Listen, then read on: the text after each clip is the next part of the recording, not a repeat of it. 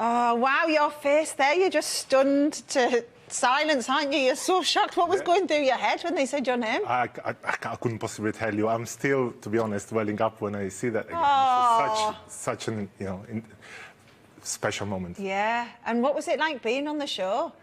Surreal, to say the least. Yeah. It felt almost like an out-of-body experience, if I'm honest. Yeah. But while you're in there, you don't realise exactly what's happening, because if focusing on the task at hand is when the whole thing comes out, then you realise how big a deal that is. Yeah. Oh, God. So tell us about the task at hand today, then. What are you making for us? So I thought of making something that was in line with Platinum Jubilee weekend, so something that we can all share. So unfortunately, no cakes. That's today. all right. We'll keep it savoury, and I'm going to go for some puff pastry cannoli with a smoked mackerel and ricotta filling. Oh, wow. Okie doke. Right, do you want to get started then? Oh, yeah. So it's something that sounds very posh and sophisticated, but in reality it's easy peasy to make. And what I like about this dish is that it can be done with stuff that you can buy straight off the shops. So what I've got here is a roll of puff pastry. It's already been rolled out. I rolled it out personally, but you can buy one of those pre-rolled pieces. As long as they are square, it's fine. And then the engineering side of me brings out the ruler. I've notched it at 2 centimeters width, so you get a set of strip 2 centimeters wide, and with a pizza cutter. This is a recipe that's in as part of a collection, isn't it? An online collection of books for the Jubilee. Absolutely, and that's so it's available to everybody. The website is thebigjubileelunch.com, and it's a collection of recipes that over 30 big names in cooking and baking have contributed to, including Gordon Ramsay, Jamie Oliver, all the big guns. Never heard of them, but you sound, I'm glad you're in it. Well, I feel very much out of place in that list, to be honest. Not at all. Yeah, I'm still got a massive... I feel very honoured that we've got 2 bake-off winners in the kitchen. And retro. Yeah, let's not start ranking them, because, that's a... Can I ask you? A different level. Did you have to bubble up for your series of bake-off? Were you down there and filming it? We were, yes. Yeah, so we are locked up in the... I thought that was a baking term then. I've not heard this one. Go on.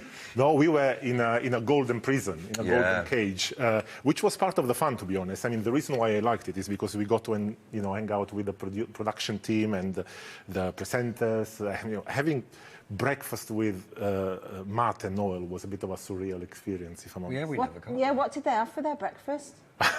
What we all had, pretty much a full English every single morning. That's what I like to hear. Oh. And has it changed your life then, winning the show? Well, let me tell you that I don't think I would be on Steph's Packed Lunch if it hadn't changed my life. So yeah, there has been a bit of a change in my daily routine, if I'm honest. Yeah. So what are you... Sorry, go on, John. I was going to ask a really, really important question. Did you prefer Paul or Prue? Oh, come on, that's like asking if you prefer mum or dad. I couldn't possibly answer that question. Easy. Oh, they're so different. They've got 2 very different personalities. Paul is, very stern and... Dead behind the eyes. I'm joking. I couldn't possibly say any of that. Yeah. Prue is the sweetest lady ever. I mean, it's the quintessential British dame, isn't she? Yeah. Lovely. So what are you using to... So what I'm doing, this is a little trick that I've learned by making lots of mistakes in the kitchen. If you don't seal it, the whole thing will unroll when it's in the oven. So just a dab of egg wash will hold it shut. Yeah. And then that's what we've done, effectively. The whole thing goes in the oven at 190 static for about 18, 19 minutes, and that's what you end up with at the end. If you've not got those cannoli molds, can you use something else? That's a good question. I'm assuming that if you butter and flour perhaps the handle of wooden spoons, they might work. Pencil? Yeah. I wouldn't venture that far. Never tested it. A knitting needle? The plastic is full of protein for you. Yeah. Anyway. So this is what they look like when they are done. I've brushed some egg wash over them and sprinkled some sesame seeds to make them more they look gorgeous attractive. Already. Yeah. And while they are in the oven, you make the filling, and the filling is the easiest thing in the world. I mean, you can slap literally everything together. In this particular case, I've got some smoked mackerel, which has been skinned already, and flaked. You can use salmon if you feel posh, but I mean, this is much cheaper, and in this day and age, I'm assuming that makes a difference. Was that from a can, the mackerel? No, it's smoked and in a bag, in the vacuum backpack. bag, yeah. And the same amount of ricotta, and then you season it with 1 tablespoon of capers. You can get them straight out of the jar, but if you rinse them first, you get most of the acidity out, which is probably best. Yeah. It wouldn't be Italian if it wouldn't have a good dab of olive oil, then paprika for color, and a bit of a kick with some black pepper. Do you, what was life after winning in terms of, you know, because you film it, don't you, and then you go back to your normal life, and then suddenly it's on telly. What was that like, suddenly being recognised? And Well, you know what? During those weeks, those months, I was actually living in Milan.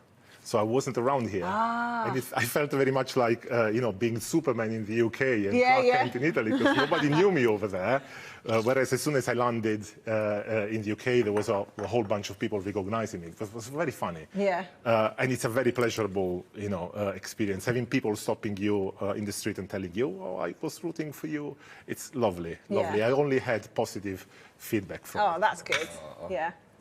So, you've just put in what? Yeah, so what you do is also zest half a lemon, stick it into it, and you're done, effectively. The whole thing is blitzed. So that's like an Italian mackerel pate, isn't it? And you're literally I'm going to start trying it, because it's... Oh, please, It's let so yourself. good. So in this, I've pre-filled a bag with it, and all that is left to do, oops. And you could also fill them, you could do with some with sweetened cream to do like a dessert. You could have a whole breakfast, lunch and dinner in these little tubes. Absolutely, absolutely. And if I'm honest, John, I mean, certainly the cannoli like this look pretty and nice, but even the pate on itself, on a toast, is a perfect sharing platter. So I would recommend it to everybody. I'm also adding a small lemon slice on it, because the acidity helps with the smokiness of the fish. And there you go, you're done. Easy peasy. That's a great little party idea, isn't it? You'll stick them in your handbag, won't you? Yeah, well, I mean, roll them in. When you wait out.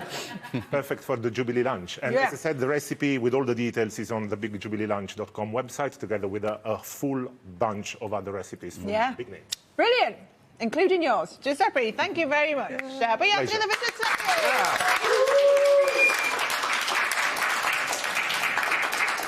What you missed there was John bowing down to Giuseppe. Was there? I've given you my crown.